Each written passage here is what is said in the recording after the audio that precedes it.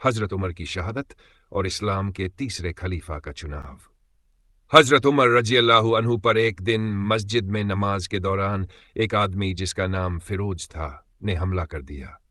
जैसे ही हमला हुआ, हजरत उमर जमीन पर गिर पड़े और फिरोज मस्जिद से भाग निकला, लेकिन मुसलमानों ने उसे पकड़ लिया। पकड़े जाने के डर से फिरोज ने वही खंजर उठाकर खुद का गला काट लिया। हजरत उमर को जख्मी हालत में उनके घर लाया गया। जब उन्हें खजूर का पानी और दूध पिलाया गया तो वो सब उनके जख्मों से बाहर निकलने लगा। ये देख डॉक्टर ने कह दिया कि अब उनका बचना नामुमकिन है। ये सुनकर हजरत उमर की चिंता मुसलमानों की खिलाफत को लेकर बढ़ गई कि अब अगला खलीफा कौन होगा। उनके पास सहाबा और उनके मंत्री जनरल्स मिलने आए और अपनी अपनी राय देने लगे।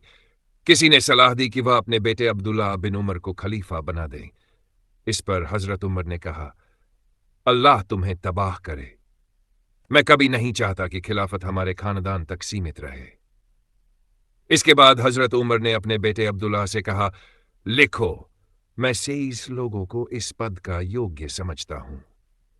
ये 6 लोग वे थे जिन्हें पैगंबर मोहम्मद सल्लल्लाहु अलैहि वसल्लम ने जन्नत की खुशखबरी दी थी, अशरा मुबश्शरा में से।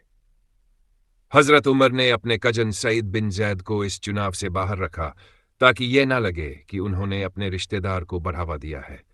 साथ ही उन्होंने आदेश दिया कि इन 6 लोगों को एक घर में बंद किया जाए और 3 दिनों में नए खलीफा का फैसला करें। बाहर बैसी तलवारबंद लोग तैनात रहें ताकि कोई बाहरी दबाव न हो। इसके अलावा उन्होंने कहा कि जो इस फैसले को न माने उसे बगावत माना जाए। इन 6 में से 3 सहाबी फौजी जनरल्स थे और 3 सिविलियन। जनरल्स ने अपने आप को बाहर कर लिया और बाकी 3 को वोट दिए। जुबैर बिन अव्वाम ने हजरत अली को, तलहा ने हजरत उस्मान को, साद बिन अबी वक्कास ने अब्दुर्रहमान बिन औफ को वोट दिया। अब सिर्फ अली, उस्मान और अब्दुर्रहमान बचे। अब्दुर्रहमान ने खुद को भी पीछे कर लिया। फिर वह पूरे मदीना में लोगों की राय लेने लगे। मदीना के बुजुर्ग, जवान, महिलाएं और गुलामों से भी पूछा कि कौन खलीफा होना चाहिए। ज्यादातर लोगों ने हजरत उस्मान के हक में राय दी क्योंकि वो सख्त नहीं बल्कि नरम दिल इंसान थे और बहुत दान दिली से मशहूर थे। वहीं लोगों को लगता था कि हजरत अली हजरत उमर की तरह सख्त खलीफा साबित होंगे। अब्दुर्रहमान बिन औफ ने दोनों से एक सवाल पूछा, अगर तुम मेरी जगह होते तो किसे खलीफा बनाते? उस्मान ने कहा, मैं अली को खलीफा बनाता। अली ने कहा, मैं उस्मान को बनाता। तीसरे दिन फजर की नमाज के बाद पूरी मस्जिद में सन्नाटा था। अब्दुर्रहमान बिन औफ ने सबके सामने घोषणा की। उन्होंने अली से पूछा, क्या आप अल्लाह, उसके रसूल और अबू बकर और उमर के रास्ते पर चलोगे? हजरत अली ने जवाब दिया, जहां तक मुझ में ताकत होगी। फिर उन्होंने हजरत उस्मान से यही पूछा तो उन्होंने कहा, अल्लाह की कसम मैं वैसा ही करूंगा। इसके बाद अब्दुर्रहमान बिन औफ ने ऐलान किया, मैं अपनी जिम्मेदारी उस्मान के हवाले करता हूं, यही मुसलमानों के नए खलीफा होंगे। सबसे पहले हजरत अली ने बैअत की, फिर पूरे मदीना ने।